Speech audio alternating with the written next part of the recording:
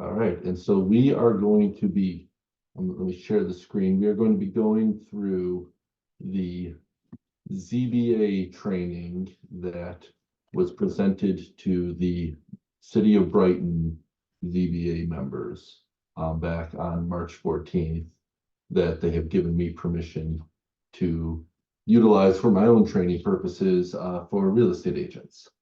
So the very first question, since there are people in the room with me right now, we can still have this be a conversation while, even though we're not going to be recorded on video, our audio is being recorded, obviously.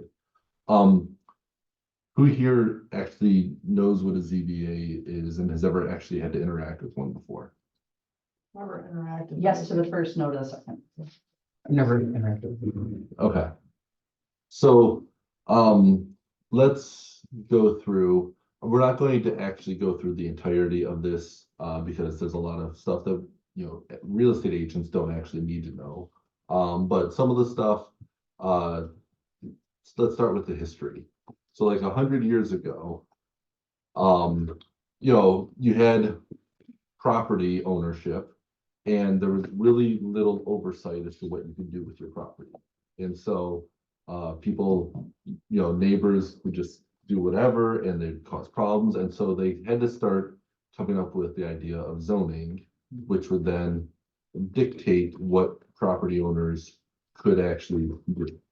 And so the idea of zoning comes about, and then there's a matter of, okay, you have to do enforcement, and you also have to then have a process for dealing with variances to the zoning. If the zoning rules say you have to do this thing and somebody wants to do something else, what is the process for allowing them to do that thing that they're looking to do that the zoning would not allow? And so we don't really need to actually worry about the laws, but you basically have three entities in a municipality when it comes to zoning. You have the city council or the township board that acts as like the actual elected officials who have most of the power. You have the planning commission, which is a separate entity typically from the township board. And the planning commission, actually we could jump ahead to it's in here.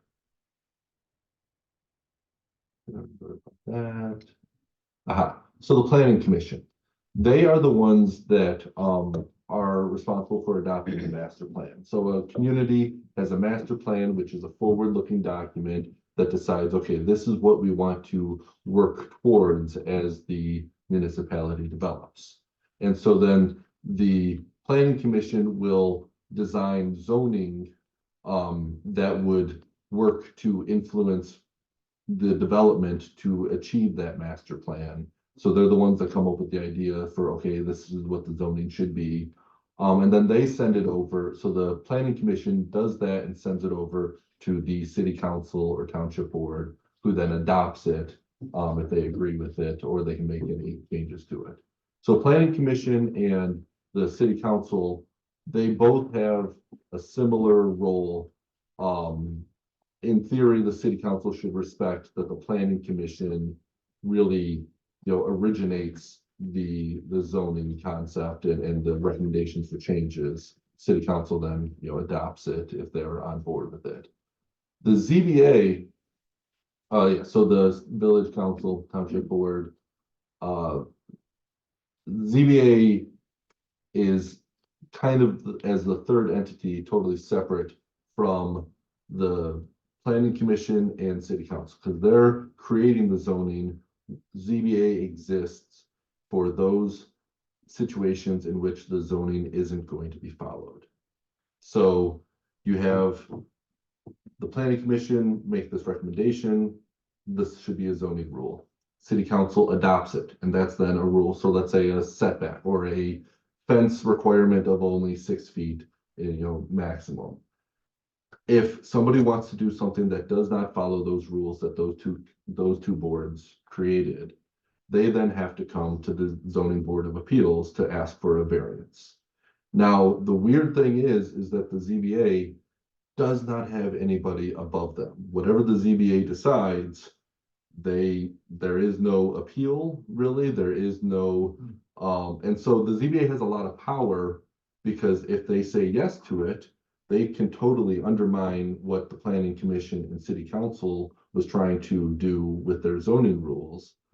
And if they say no, which in theory, we're being taught to say no most of the time, then, those people who want that variance, they're out of luck. They just, yes. Are those people, the ZBA, are they elected officials? No, so I was appointed by city council.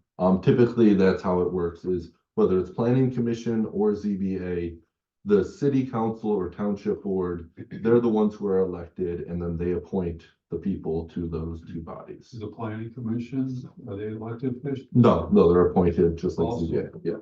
How And long now- is the term? Hmm? How long is the term? I 4 years or 6 years, I'm not totally Yes. sure.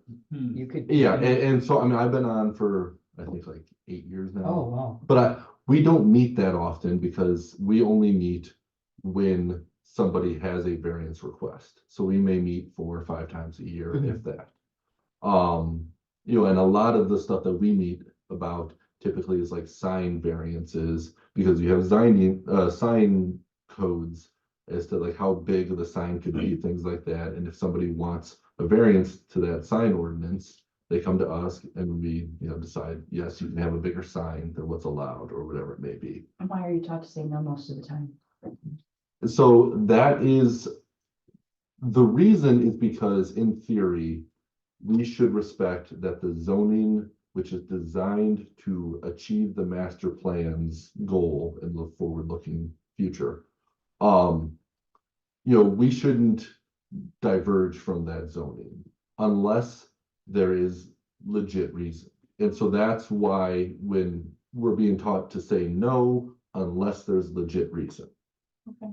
So we typically, there needs to be a hardship. That's what we're taught of. Okay, so let's actually go through the content here. The ZBA is a quasi judicial body. But it's a public body, so we abide by the public, Open Meetings Act and all that stuff. And if you want, Keisha, I can send you this. Okay, so you yes, can- thank you, that would be Yeah. good, because I like to keep it in my. Yes, so our decisions can make or break, the planning and zoning efforts. And they can affect the character of an entire community. And so the different types of variances that typically, could in theory come to us. Now, I've been on for 8 years or whatever. This one here, the appeals, that is not something that we ever actually see, but in theory, we are an appellate body. If somebody had a complaint about the other bodies, in theory, they could try to come to us to say, hey, that other body did me wrong. But I've never actually had to deal with it. I don't think that's very common. The interpretation of zoning ordinance, again, that would be if like the planning commission denies a developer's request, and they're saying that it doesn't abide by the zoning, and that developer wants to come to us to say, well, we think the planning commission is reading the zoning wrong. We think that our interpretation, we would be the body to decide, yes, your interpretation of the zoning rules allow you to do this or not. But pretty much variances are the reason why we exist. And there's 2 types of variances: non-use and use. So a use variance would be like if it's zoned for residential, but somebody wants to put in like a daycare or something, that would be not within the zoning use. Then it's a matter of, those are much more difficult to get approved as a variance, because it's hard to say. Hello. So the dimensional non-use. That is mostly what we deal with. So. Let's see. The dimensional variance is usually yard setbacks, building height, sign face. because when you have a property, the zoning is going to result in you having a building envelope in which you can't build up to the boundaries that you have to stay, have a setback of a certain amount of feet. That's typical at least. But then, and so on most parcels, that makes sense. The zoning is designed for that generic parcel to have the setbacks be in place where then they have the correct feel when the parcels get developed, the space between houses and everything. But not all parcels are the same and homogeneous, and so that's why every so often you'll get, so here's a good example. So we have 3 different parcels here. And so if we had these 3 different people coming to us trying to make this a similar variance request of here's a side setback, these dashed lines, and they're trying to build something that is outside the dash or closer to the property boundary, are we going to allow this? They're coming to us asking for that variance to be able to build here, even though the dashed line means they're supposed to stay to that side of it. So our role as a ZBA is to consider, okay, what is the hardship? Why are they trying to put the building over there rather than following the dash line guidelines? The person making the application should demonstrate what conditions exist that make compliance unreasonable or practically difficult. In this case, there's really not a good reason. They may want the building to set over there, but there's really nothing that, we can see as to why they couldn't just move it over and abide by the zoning rules. And so we would decline this. This would be an easy one to say no, because just move it over. Don't do the thing that you're not allowed to do. What if they plant an endangered species? Well, there you go. That would, like, if there was, vegetation here that could not be removed because, the, That would be a hardship. Eagle wouldn't let them remove it. That'd be an example of a hardship. Yes. Right? So, hey, and I don't want to make a smaller house on this parcel. I want to have the same size Right. house Now, on this parcel. if there was evidence that the property owner created that hardship themselves, Oh, you're out in the, you're out in the, you're out in the left. like, the ZBA members, I mean, none of us we don't view ourselves as anything other than members of the community trying to do right by other, our fellow residents within the city of Brighton. And so we're trying to be reasonable people, but at the same time, there's situations where the applicants may be unreasonable. And so we are under no obligation to let them do what they want. It's just a matter of, if we can empathize with their position and see, okay, they've done nothing wrong and what they want is reasonable and it makes sense given the situation, we're gonna try to, allow them to do what they're trying to do. So now here's the second example. So if this was like a normal lot of 150 feet wide, here's one that's half the width. So it'd be like a, the lot is non-conforming. It's not the standard lot. And so, it would be a little bit more likely then that it's a difficult thing to maneuver to put the building on the property, given the setbacks. The setbacks were designed based on a typical lot of 150 feet wide. So those lots that are much smaller in width, those setbacks then become an even greater obstacle to avoid overstepping. But in this situation, there's still no reason they couldn't just scoot the building over. And so they would need to give us good explanation as to why that their building has to be, that far to the east rather than just a few more feet to the west to be in compliance. We would likely turn this down though, unless, depending. But now here's an example. This is, the easy yes to the variance request, because you have an oddly shaped lot and you have a water feature that makes, building further to the west wouldn't be possible.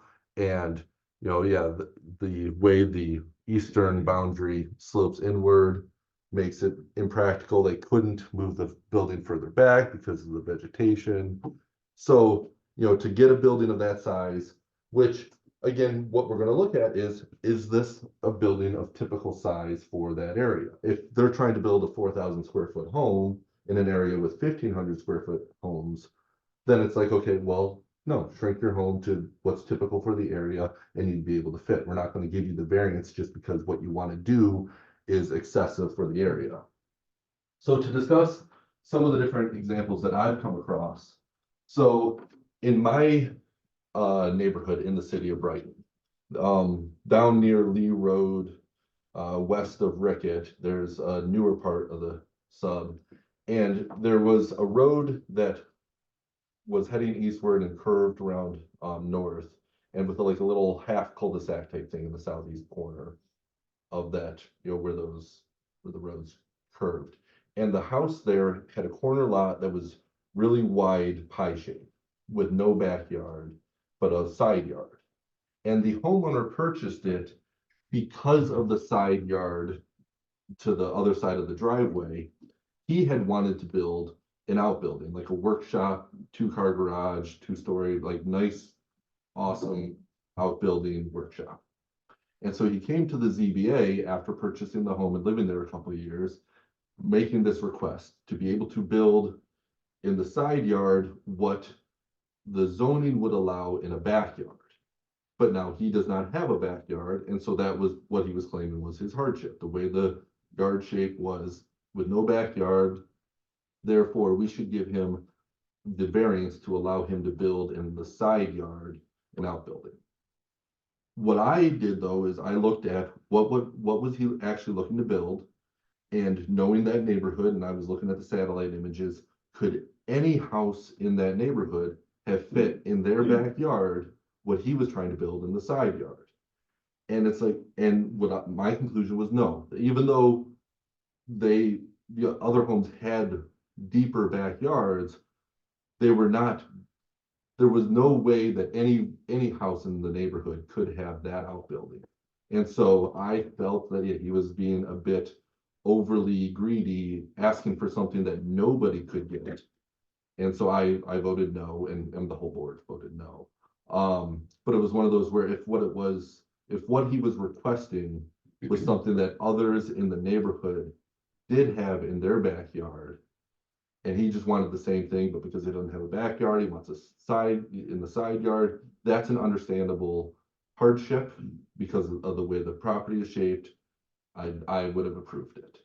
Yes. Was his pie-shaped property a single lot? It Yeah. was one lot. Yeah. There wasn't 2 lots that he had an additional and he wanted to group them. None. So do you come into situations where you have to equate impermeable surface for the lot size? Because it seems like that would be like an obvious comparison. If he had so many square feet and he was looking to add so many square feet of impermeable surface, being like a parking lot or a roof or something that sheds water outside of the natural earth structure. Mhm. I don't know. Like retaining ponds, the Right, yeah. retaining ponds that became Yeah. a larger issue over the last 20 years. Yes. Because of the impermeable surfaces being put up, changing the landscape with runoff Yeah. water. So Well, yeah, and he was asking to really like turn most of his green space into impermeable surface. mhm. Well, but you're going to always have, as part of the zoning restrictions as well, how much of the lot can be covered by the building. So I think in the city of Brighton, it may be like 40% maximum lot coverage. So, Residential. yeah, so 60%, you can't have as the footprint of the building, only 40, I think that roughly. And that's where if what he was looking to build was going to exceed that, that would be another variant aspect of the variance he would have had to request.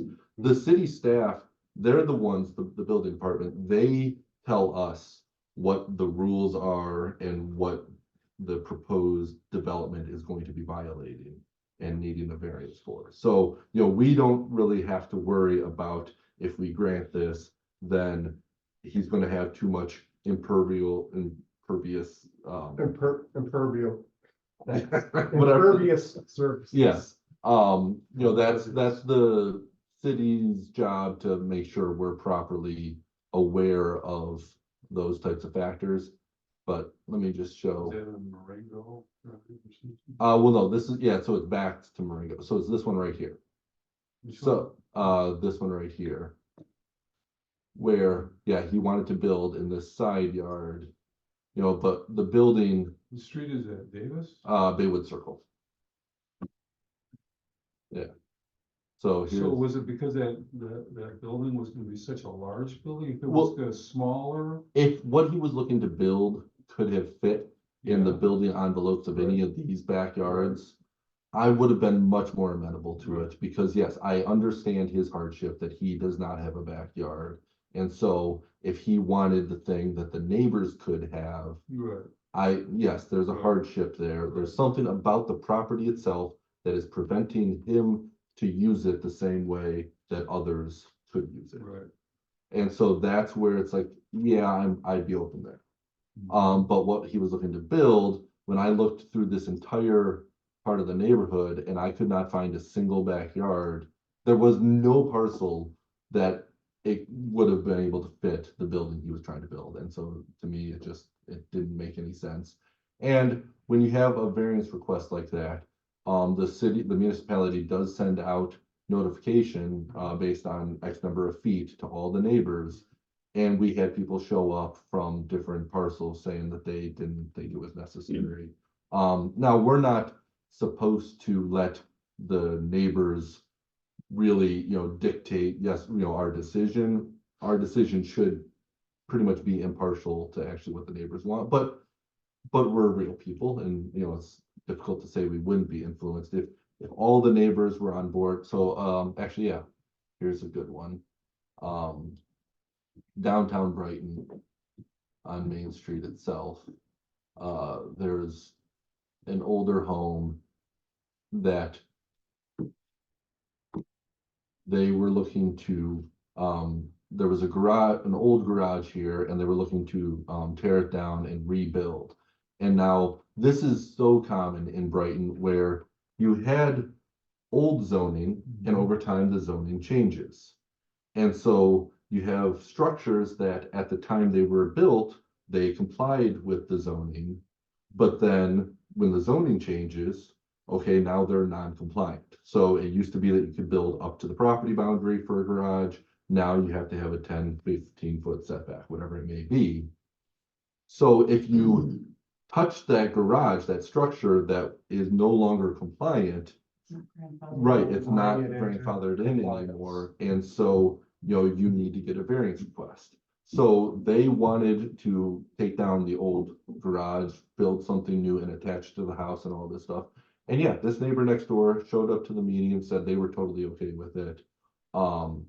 And as a general rule, my view is, I don't want our decisions to force people into dangerous situations where if you have an old decrepit garage that you want to make safe by making it a new garage, if I turn you down on your variance request, then you're going to your decision is either get rid of the garage and have nothing, or just run the risk of still using this old garage that could collapse. I don't want to be responsible if that garage collapses because we wouldn't let you build a new one. So I'm going to typically be in support, unless the property allows for the garage to be constructed somewhere else. That house is crazy. Yeah, It's stunning. yes. It's stunning. So here's another example of that though, where, is it this one? No, this one. So this garage, they replaced, and when they came to us, yeah, I mean, the photos of the original garage, it was a hazard. And it's like, yeah, if they demolish it and they don't get a variance, then this house loses a garage. And I don't want them to have to weigh that decision. I want to instead, okay, let them keep what they already have, which is the use of a garage, but just make it safe to build a new one. That I think is a fine, yes, it's not compliant with the zoning, but it wasn't compliant with the zoning a year ago either. Now it's just safely, not compliant rather than dangerously. That garage you're talking about on that property there, did it have to be the same size approximately as? the Oh, yeah, other one? yes. Yeah. Well, but now, I mean, technically speaking, when somebody comes to us for a variance request, all they are saying is we want to be able to build something that's, instead of a 10-foot setback, we want a 6-foot setback.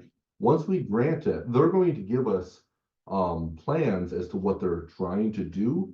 But once we grant that variance, they could take that variance and change their plans, and as long as their revised plans still abide by the variance, Really? so if those people wanted, they could have built a much larger garage and still had to go all the way up to the property boundary because we had given them the variance to do so. But I mean, and so that is part of, the risk that we're thinking about in our head is like, yeah, is this a bait and switch situation where they're just trying to take advantage of, and yes. Does your decision dictate, like, yes, they can go up to the property line on the back half of the property? Yeah. Like, not to approach the curb by so many feet? Yeah. Yeah, I wonder if I could, It's like some of the old carriage houses that were still up and standing. Milford's got several still too. They're in rough shape, but people buy the older houses in town and they'll go to revamp them to tear them down. But I've seen in Milford, they let them do a lot more than I would have anticipated where I live. Because of how much of a stickler they are about stuff. That's how buildings look and. I'm trying to find, from my career, so, because it used to be that I would get my,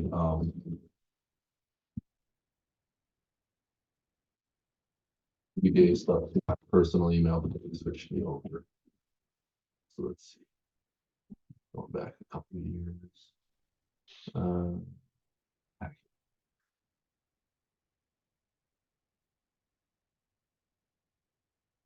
So, okay.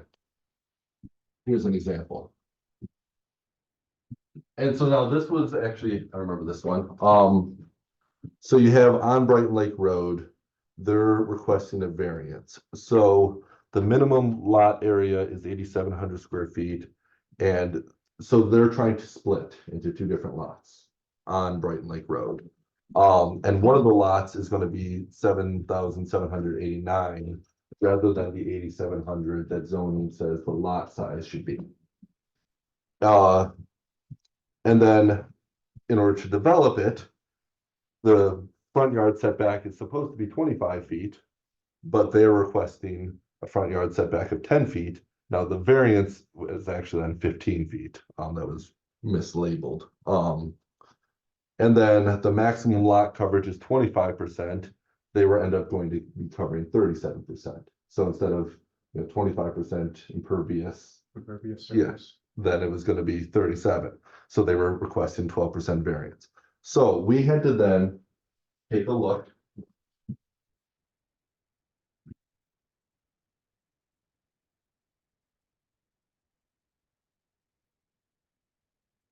And so our packet, we get the minutes, we get all the background, what's being requested. And then we typically also get overheads. All right, Okay. so here's the property. And so they were trying to split it in order to make 2 parcels. And one of the parcels then be able to build on.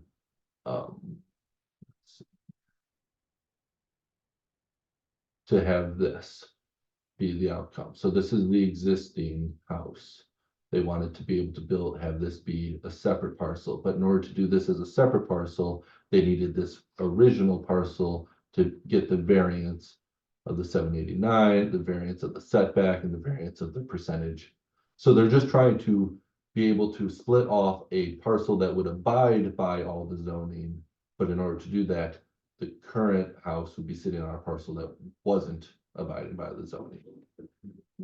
And so when I looked at all of these parcels along Brighton Lake Road.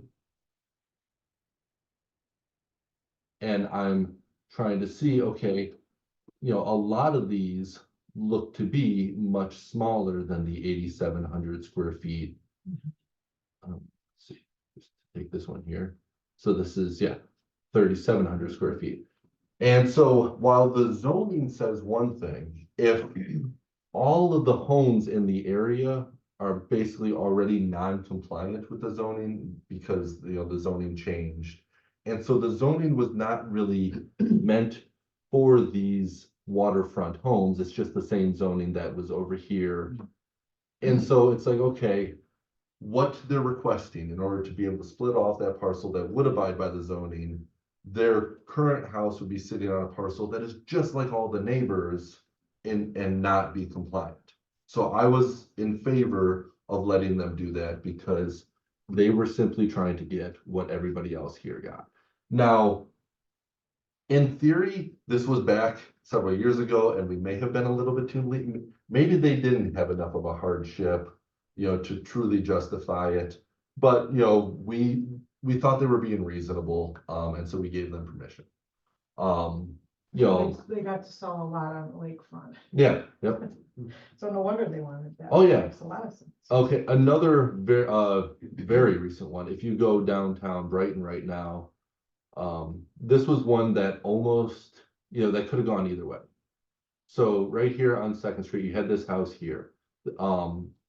New buyer comes along, buys this house and demolishes it. And they want to put up multifamily units here, condos. And so now the zoning allows for multifamily in this area if it's 4 units. Not less than 4 units if you're gonna do multifamily.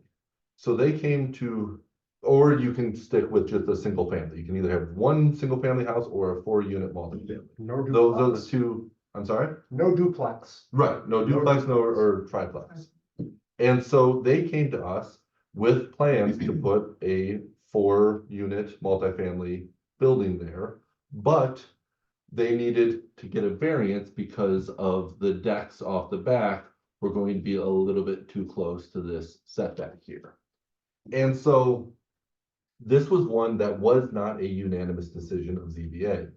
And the strange thing with ZBA is with a lot of these, you have to get a supermajority in to support your request. You know, a 51% or a whatever would not cut it. How many of you are there? So there's 7, so a 4 to 3 would not cut it. You need to get a 5 to 2 or better. And I didn't even realize it at the time. Because I was kind of torn on it, because the question of do they have an actual hardship that is requiring us or really giving us reason to permit this variance? Well, what did the neighbor behind want? Nobody showed up, Oh, you know, everybody was notified, nobody showed up to say one thing or the other. So it's like, okay, if we don't grant the variance, they can just rebuild a single family house, nice house, all that, and it'll be fine. Yep. There's a part of me though, especially as a real estate agent, where it's like, I want to see more multifamily housing, just some variation of housing types in the city. I think that, you know, it's better for the community to abide by the desire to see 4-unit multifamily. And so that's why I ended up voting in favor, but each one of us that voted in favor, we were the swing vote. If any one of us had voted no, they would have been turned down and they would have been stuck, you know, having to just. so was this gonna just be a rental or was this gonna be condos to sell individual? Well, so I mean, they're currently developing it for 4 units that are, I think, condos. Condos, so they'll sell for Yeah. individual units. Yeah, yeah. And so yeah, if you go by there right now, they've poured the foundation and all that, and it's been interesting. All right, but this is just more fun going over individual specific. I like it. And this is all public record because we're a public body, and so all of these examples, you could go through the minutes and find them yourself. Now, this is a fun one, or horrible one, depends on how you. So you see the shadow right here? That is because this person has constructed a 12-foot fence between them and their neighbor. Because this is the Hatfields and McCoys of I Brighton. had that house for sale a long time ago. Yes, They have a history. I heard all about the history because my friend lives right here, and he told me all about just the back and forth tit for tat. And the most recent was this house constructed a giant smiley face, little wooden thing that faced this neighbor. And at night, they had a light shining Oh my on this God. smiley face, just to be obnoxious. But I don't actually think they're necessarily the bad guys in the story. I don't Oh know. my God. Having heard both sides. So they built this extra tall fence to block that. And so now the city told them that fence is not compliant. Wow. Because you You can said only, 6 feet, right? 6 feet is the maximum allowed unless you get a variance. So they came to us to ask for a variance. And the hardship was this neighbor that was, being obnoxious towards them and all this stuff, and they just were trying to, all the stuff. But as a board, our job is to look at the hardship as attached to the property itself. Something that it can't be rectified by simply the neighbor moving.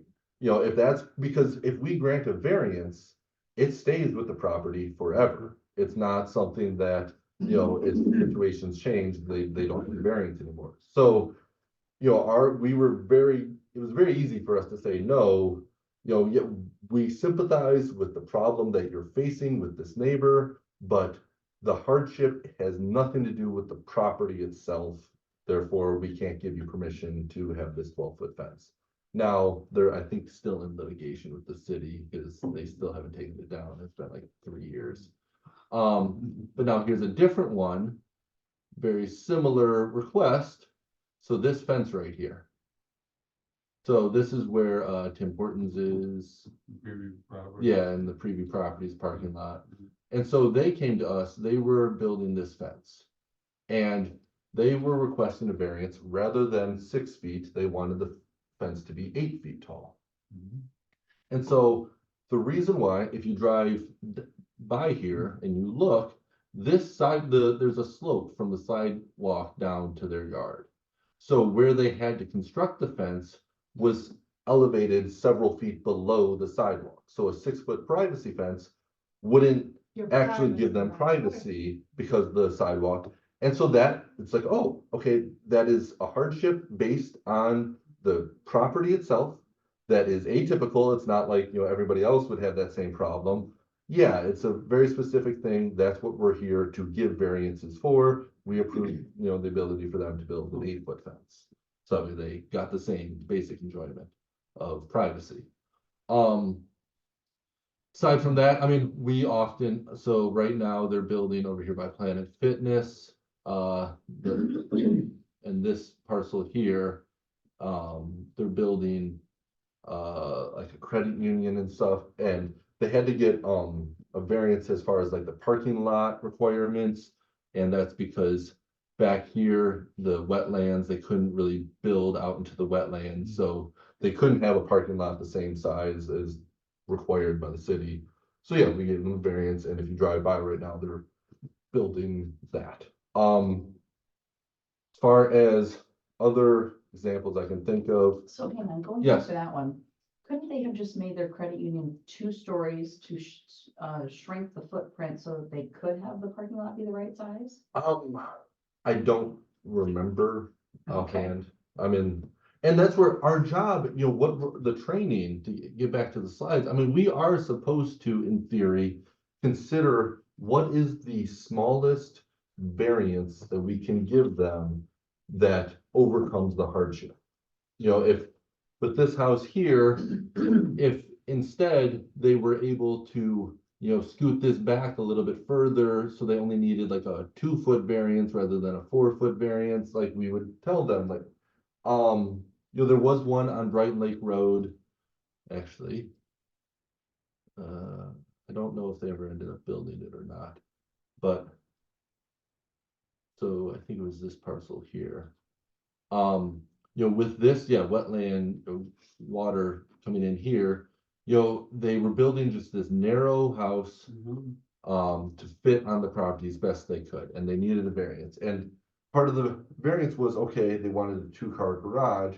And so I just, while I was there, I pulled up, what is the standard width of a 2-car garage?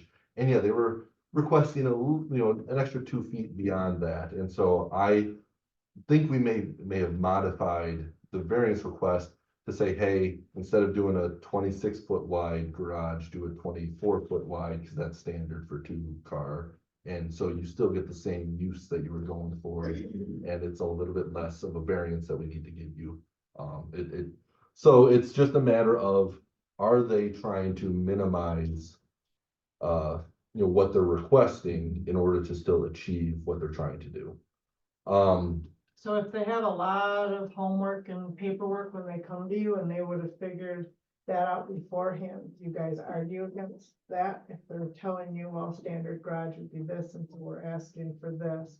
I know you said the 24, but if they would have already come with the 24. Yeah. And they were needing the variance, how difficult, they're better off to get the answer yes, if they've got enough paperwork proof.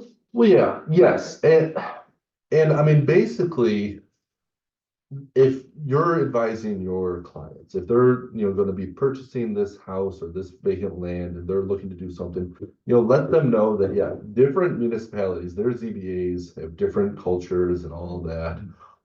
And so they may want to go back and read the minutes from the ZBA meetings of, from before, because they may want to see, what, our minutes are pretty in depth.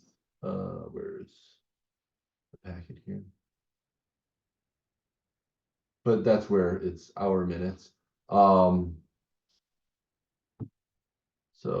board member Genso commented, the applicant's hardship is not inherent of the property and the troubles will persist until the behavior is changed. Oh, this was actually about the Smiley face. the smiley face one. And so, yeah, but then, this person said that the screening is a reasonable solution. And so you can go back and actually get a feel for what the conversation was in our minutes.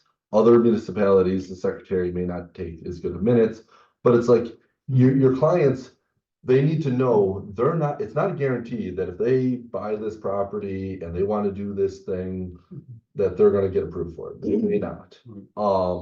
And so being able to have a strategy involved, understanding what the ZBA is going to be looking for. What is the hardship that's about the property that, requires this variance as the only solution to overcome that? I'd go get arborvitae's. Right. That's what I Yes. do. That's what I was thinking. I'm doing, Yep. that's natural, no worries, Yes. they can go 40 feet high, yeah. There's always a way, there's always a way around stuff, I mean, it's not always the right way to be, but with the McCoys and Hatfields, I think, yeah. Good fences make good neighbors. And so, I mean, it's something that, what else? Good examples. I mean, the signs, I don't think our clients need to worry about signs, things like that, but When you vote, are your results made public? As Oh, yeah. to who voted for what? oh yeah, yep. No, yeah, it's always a roll call vote. And it's always, it's, So they can be disgruntled against somebody who's.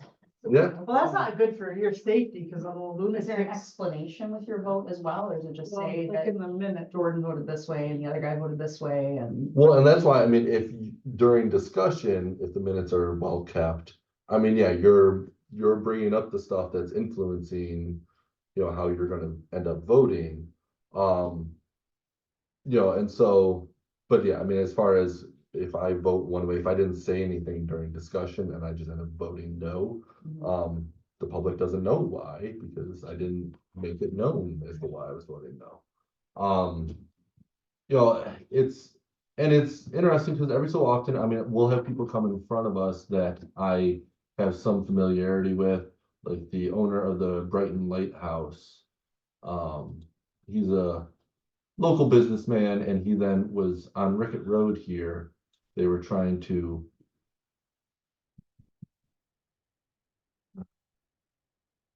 just south of the tracks. So you had this building here, and it's like, okay, in order to construct this, they needed a couple variances because look at this lot, it's very weird. Right. And really the hardship was the railroad easement made it where they were pushed even further from the back lot than would otherwise be. And so that then meant that their front variance, we had to give them a variance for this front side. Because in theory, everything else on Rickett Road sits a little bit further back. But that corner there was a little bit too close to the road. What is it? Is that new construction or an addition? That was brand new construction, because this lot was vacant, at the time, before we granted the variance. And so that is, Hartmonic, it's a garage where people can store their classic cars in that, like over the winter. And then it's also like a mixed use space, like anybody that wants to just have an office space, they can. So it's commercial. Yeah, it's commercial use. It's a business there, but then they came back later and they needed a variance because it says Hartmonic here and then has this little heart logo over here, which for sign purposes, the total square footage of the sign under city rules is measured from the furthest extent. So that sign was technically going to entire length of be, the the building? entire length of the Oh, building. And all being, so it's like, okay, do we give them the ability to have this little heart logo here? I said, yeah, because with the sign variances, we don't actually have to have a hardship. It's just reasonable consideration on the ZBA's part. Like that's sign ordinance, it's a little bit easier to get things approved. And the city then after that, even they updated their sign ordinances just to, because we were dealing with so many of them. The frickin' Holiday Inn over here on Chalice. It was like, okay, you have, technically, this is the front of the Holiday Inn. And so they had a sign here and a sign here, but they wanted a sign over here and they had to come before us. And it's like, yeah, obviously, in my view, anybody who's trying to get to the hotel, they're coming down Chalice Road. Right. We don't want out of towners to struggle to find the Holiday Inn because the lit up sign is on this side, not the side facing the road that they're coming in from. So it's like, yeah, give them, let them have a third sign on the back side. That's why the old McDonald's stuff, because it was so big. You can see some going to the city, like in the Warren, it's got the old one from the 70s. Oh. I was surprised because all around it, everything was updated, but the sign was original. Yeah. Because they wouldn't have got the same order. Oh, yeah, grandfathered in. Right. And I mean, that's where, if you look at the Champs sign on Grand River at Main Street. The one that hangs off the building. Well, yeah, and it's lit up and flashing, which is not allowed anymore, but I mean, they're grandfathered in. Okay. Because yeah, It's funny, I didn't pay attention that that's the only one that flashed. yeah, I didn't either. yeah. But it's been there forever. When I had my house in 87 on Glenwood, your son, that was. Well, and so Jezebel's, they wanted this side to be their main side signage. And then they wanted a variance for this side, that they were calling their backside, even though it's facing Main Street, just have a sign there. We granted them that. Great Harvest, they have their windows separated by a door in between, so they wanted signs on both sets of windows just to make it cohesive. And it's like, yeah, we'll let you do that. So, it's one of those where the ZBA does exist. I mean, because it costs money. If you want to request a variance, you're going to be spending several $100s to get in front of this public body. And if we turn you down, it's a waste of money. So the staff at Brighton, Mike Caruso does a phenomenal job giving applicants a clear understanding, hey, you're probably wasting your money if you move forward with this. Because, yeah. How much is it? I hold on, let's see. In here with the application.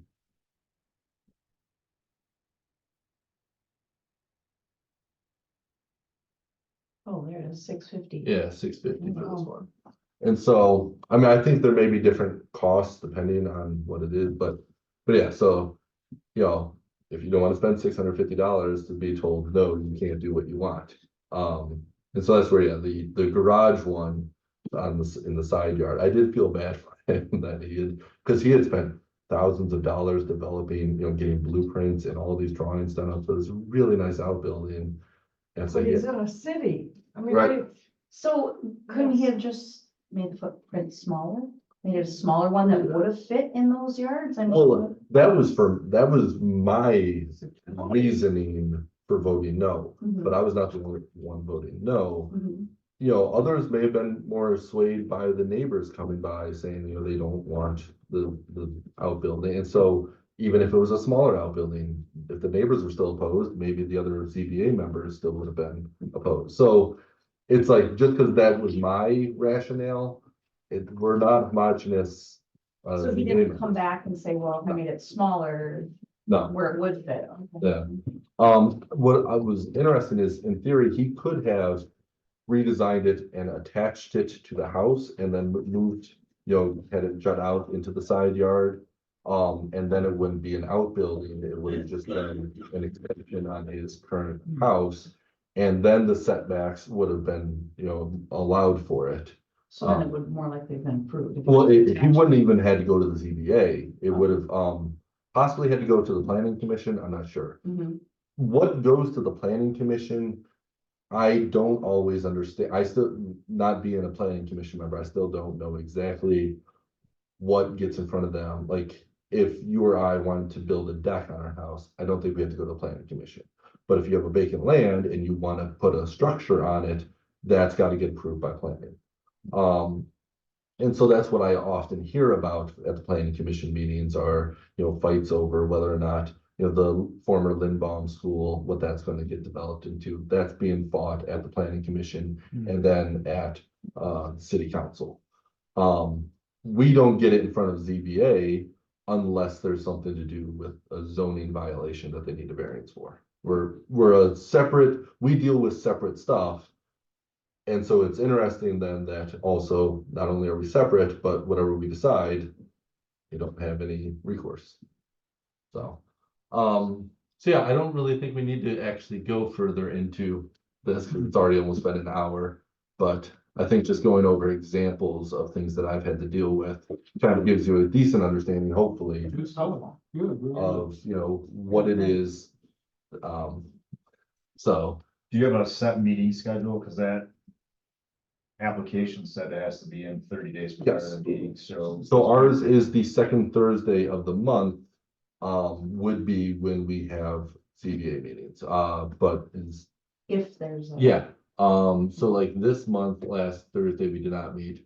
We did meet on, March 14th. Actually, but March 14th was when we did this, because we didn't actually have any business, and so they planned to do the training instead. But yeah, so the second Thursday is for the city of Brighton but and I think we have something on the docket for May at this point, because 30 days before is the deadline, so we typically know at least a month out if we're gonna be meeting. And then when is I guess, determination final? Is it final at that meeting? When do the people, I guess, realize or figure out when Oh, their variance is granted? At that point, they Yeah. can start construction the next day if it's. Yeah. Or something. yeah, there's really no delay, unless we table things, which we have had to table things just because, there was some aspect that we thought, okay, they should revise this and come back to us, with a revision, and then we'll reconsider that sort of thing. Is there an extra cost for that, or is that just a continuing? So, yeah, if we're tabling it, I think that's why we did it, is so they didn't have to reapply. Okay. Trying to save them money. Because if we deny it and then they start from scratch with a new application, that's. Right. But yeah, and so, I mean, it's 4 or 5 meetings at most in a year, but that's where it's because the staff at the city of Brighton do a good job turning people away if we're likely to turn them down. other cities. And that's where, if you help somebody buy in Fenton, I have no idea, maybe, they take their application into the city of Fenton and that the staff there are trying to accept as many as possible applicants because that's revenue generating. And then they let the ZBA be the bad guys who turn down most of them. Our approval rate is actually significantly high. And it was funny because early on in the training, it even says that, we're supposed to be turning down most of most of the applicants. But it's like, we don't turn down most of the applicants, staff convinces most of the applicants to not waste their time. Any questions? Thanks, Jordan. Yeah, it was Very good. something that I enjoyed. The person who put this together, and I will send this out to everybody. If you wanted to see the actual 71 pages of the PDF. But it was something that was, when I was sitting there, I'm like, yeah, real estate agents should be better informed on this, because when it comes to the governmental bodies who control what property owners can do with their property, that's related to us as real estate professionals. And so, Knowledge is power. yeah, we don't want to speak with so much authority as to say, oh, this will get approved. You want to be able to say, this is what the ZBA is going to be considering. What is the hardship based on the property, not just what you want to do and all that, but That's a good point. yeah, so. All right, I will stop the recording.